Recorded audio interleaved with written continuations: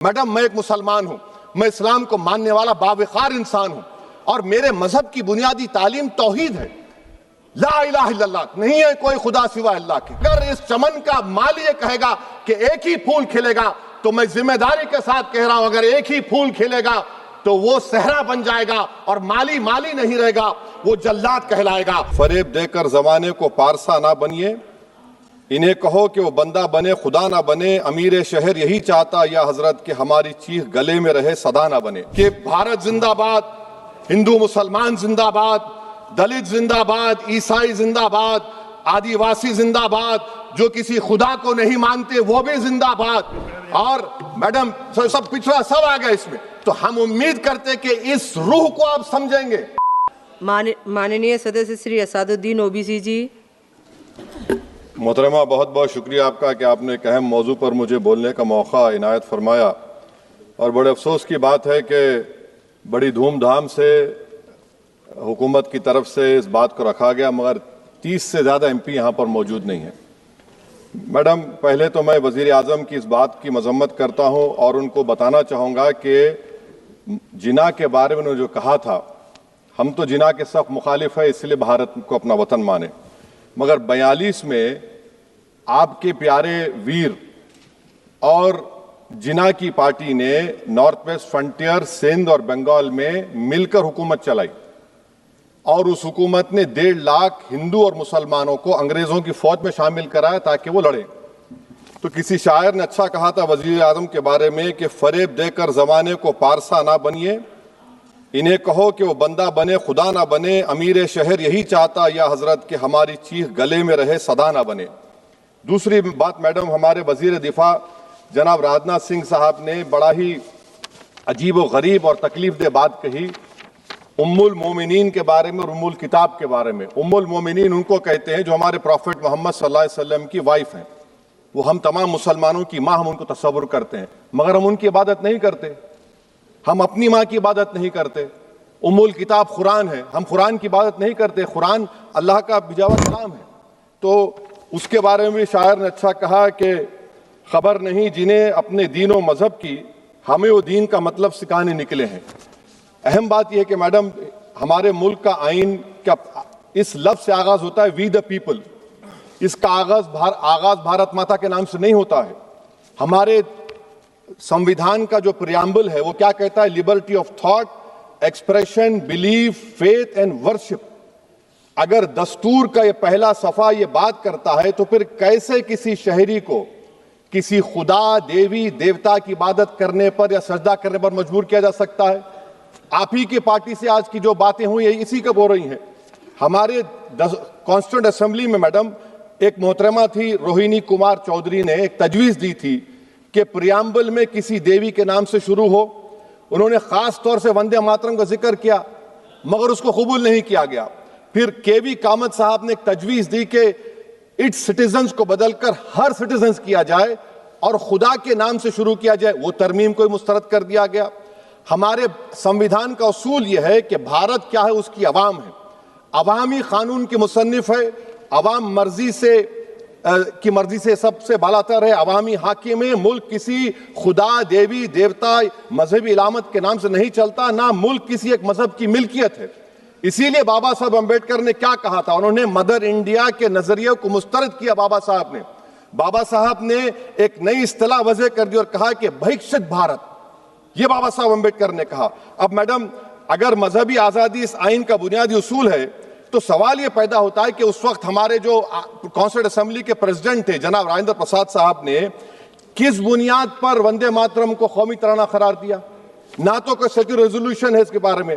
Madam, मैं आपको बताना चाहूंगा कि जुडिशरी क्या कहती है।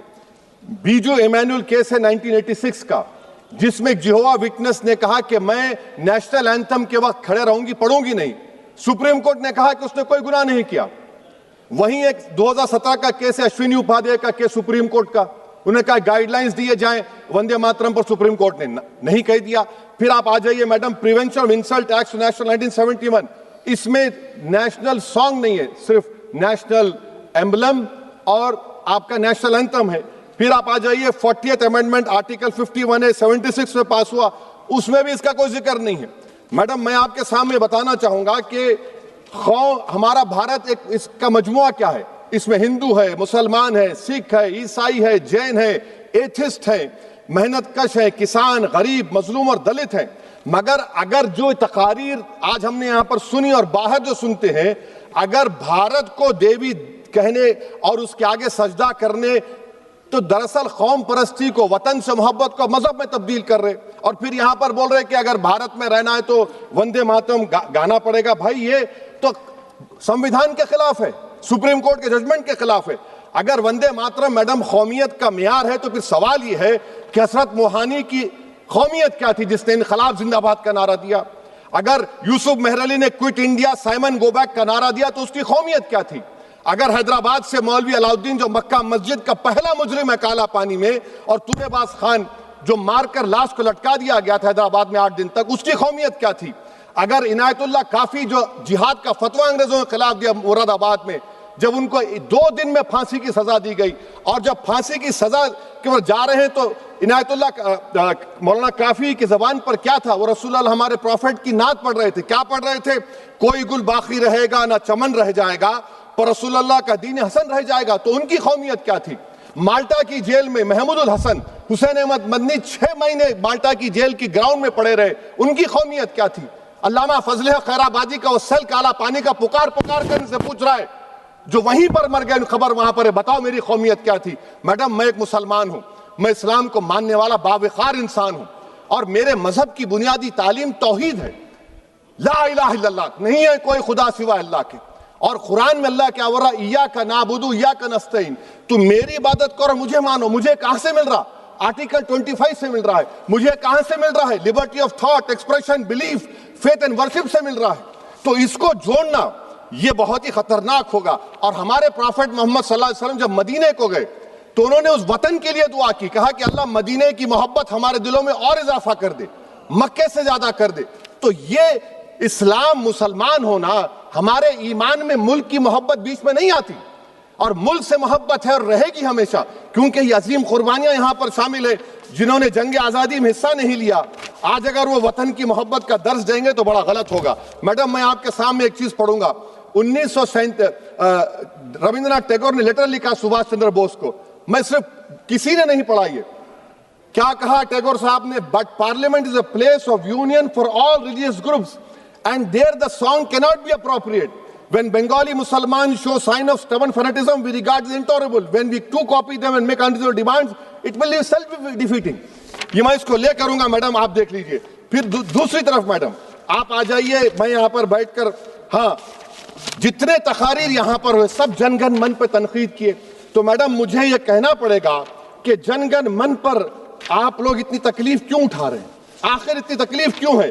तो मैं जब जाकर देखा तो मुझे 28 दिसंबर का ऑर्गेनाइजर मैगजीन का आर्टिकल मिला, जिसमें ऑर्गेनाइजर लिखता है कि what is the moral sanction behind government choice of Jana Gana Mana, except that it can be made an item of entertainment at the sumptuous parties thrown by government officials. आप बताइए इसका बोलेंगे आप? और फिर उसके काइंड कैसा करते हैं? It will mean we can not love our motherhood. Madam please, it will mean that Vande Mataram is buried alive with the word Jangan Mana on the tombstone, for the tomb will also be of Jangan Mana of the will of the people. इस पर आप क्या बोलेंगे? Madam मैं आपको ये बताना चाह रहा हूं कि वतन की मोहब्बत हमारे लिए बहुत अहम है, मगर ये बताइए हमको कि अभी मैडम यहाँ पर आनंद मठ के बारे में बहुत कुछ कहा गया। मैं सिर्फ 2 मिसालें आपको देता हूं। आनंद मठ के पेज नंबर 70 और 80 को पढ़ लीजिए। इसके बाद सनातन जहां मुसलमानों के घर पाते थे, इन्हें आग लगा देते थे।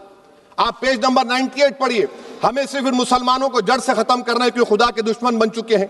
फिर आप पेज नंबर 115-16 दीजिए, फिर मुख्तलिफ इलाकों में मुसलमानों को सदा देने के लिए भेजे जाते, जहां भी मुसलमान आबादी नजर आती जला दिया जाता।